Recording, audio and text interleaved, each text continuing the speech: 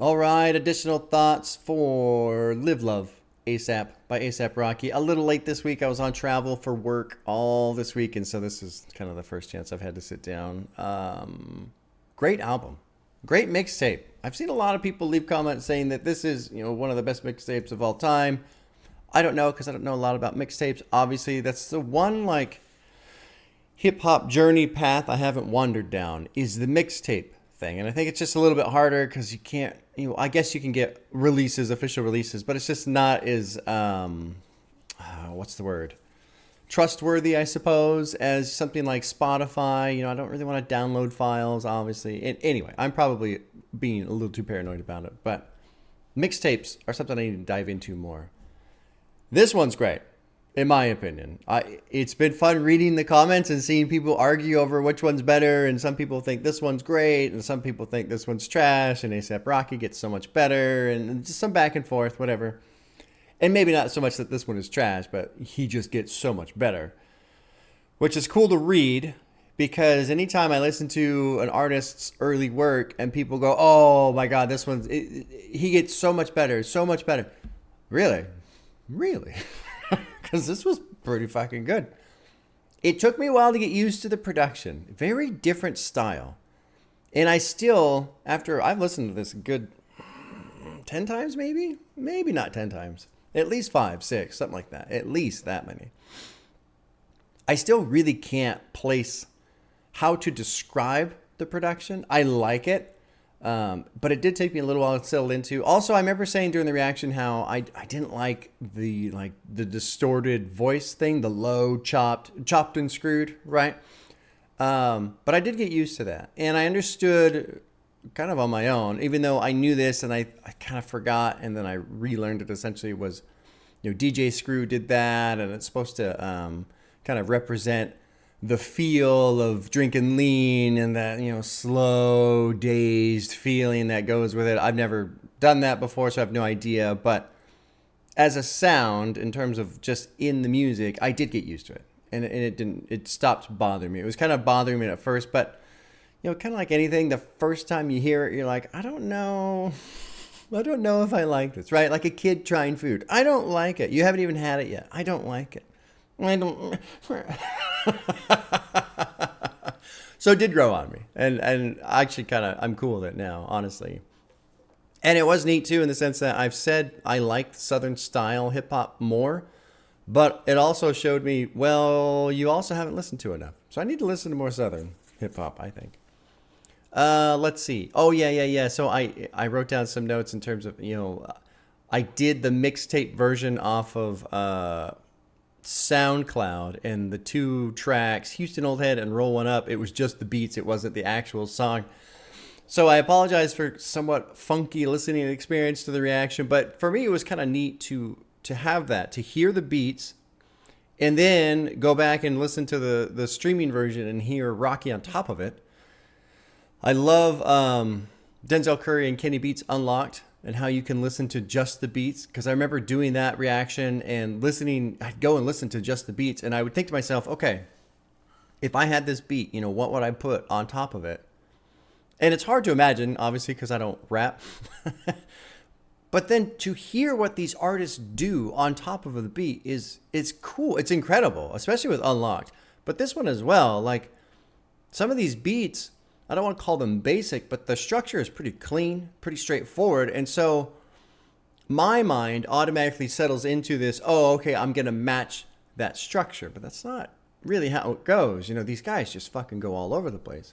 The same thing with Rocky. So it was fun to accidentally hear the beats only and then go back and listen to the songs with Rocky on top of it and see how much he adds to each song, because it is impressive. And that is another note that I have right here too, is I loved how Rocky, it seems like every track, he as a performer in terms of the vocals, different. It's like he melded himself to the sound that needed to be had with the beat for each track, because he's different from track to track. And I remember in the reaction making the comparison, the analogy of the argument in metal all the time, who's the best drummer and what makes the best drummer, Because there are some people think you got to thrash and go crazy, but that's not true. You got to serve the song. That's what it always comes down to. And I feel like A$AP Rocky serves each song very well. Very well. And so I assume that the beats were made first. That's probably how it works. At least on this one, you know, the beats are made first and then A$AP Rocky comes in and does his thing. But it's great. It's great to see an artist with that much malleability, I suppose, flexibility, where I can just fucking do anything. Because to me, that's a sign of a good artist. You know, somebody who's like, no, it's got to be like this beat so I can rap on top of it. Okay, so you're not as, your range isn't as wide. You know, another person that's great is fucking Danny Brown. Feels like Danny Brown can rap over anything, right? So that was kind of cool. What else do I have? Overall, the album, good blend of just chill vibe with energy. You know, it's not like crazy bangers and all this other shit, but it's also not so slow that you get maybe kind of bored or that feels like the song is dragging out a little too long. Great mash of those two energies of just chill but cool. Chill but cool. Like, you know, it's I'm not going to fall asleep while driving, but I'm also not going to fucking do 35 miles over the speed limit either. Right?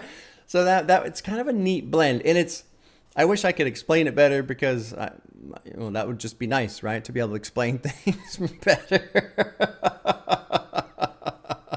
Every now and then I hear the words that come out of my mouth and I go, well done, brain. Oh, just top tier content. What I really mean to say is, if they were doing that intentionally, that's got to be hard to pull off. You know, trying to capture a chill vibe while also having some cool energy to it. That's a hard balance to maintain. And I feel like with this whole mixtape, they've maintained the balance really well. I do have 2 tracks I don't like. I'm not into Get Lit, which probably isn't too surprising just because it's repetitive and I don't get into the repetitive. And then Acid Drip never really grew on me that much, honestly. And I remember, actually I skip it a lot, but I remember there's some of the lyrics going, I'm not really into like the story of it. Trilla, still my favorite. Really like bass. Really like Sandman. There's a lot of people said, oh, please do the streaming version so you can get Sandman because that's the final track that's on there. That's not on the mixtape. I'm glad I did a kind of a blend of both because Sandman is great. It really is great. Purple Swag has a bunch of listens, and I'm cool with it, but it surprises me that it has a bunch of listens. Maybe it's like a social media thing or something. I don't know. But Trilla is fucking amazing. Oh, God. That guitar. Oh, my God, dude.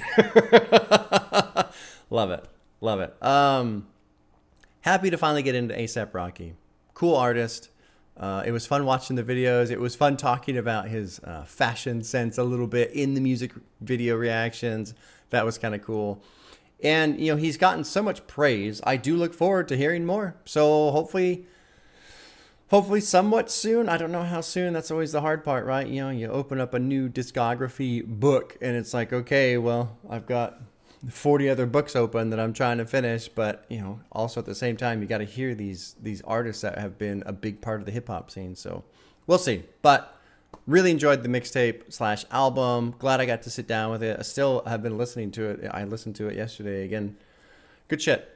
Good shit. Next Friday is 444 by Jay-Z.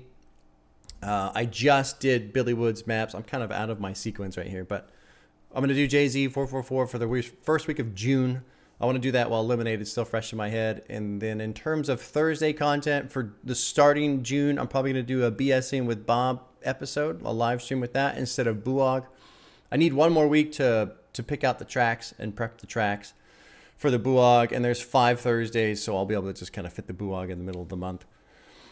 And there you go. You guys take care. We'll see you soon.